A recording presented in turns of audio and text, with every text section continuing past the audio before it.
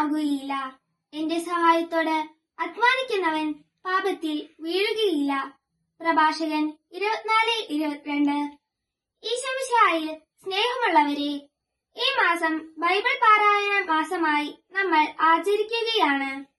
ഒപ്പം തന്നെ ക്രിസ്തുമസിന് ഒരുക്കമായി 25 നോമ്പ് ആരംഭിക്കുന്നു. ഇന്നത്തെ സുവിശേഷത്തിൽ ദൈവവചനം നമ്മുടെ ജീവിതത്തിന്റെ അടിസ്ഥാനമാക്കി സ്വർഗത്തിലേക്ക് ലക്ഷ്യം വെച്ച് വളരണമെന്ന് ഉറക്കെ പ്രഘോഷിക്കുകയാണ്. ഈശോയുടെ വചനങ്ങൾ കേട്ട് അനുസരിച്ച് ജീവിക്കുമ്പോൾ മാത്രമാണ് സ്വർഗത്തിൽ പ്രവേശിക്കുവാൻ സാധിക്കുകയുള്ളൂ. പാറ പോലെ ഉറച്ച വിശ്വാസം നമുക്ക് ലഭിക്കാൻ നമുക്ക് ഇന്നു മുതൽ ദൈവവചനം വായിക്കാനും ധ്യാനിക്കാനും ആരംഭിക്കാം.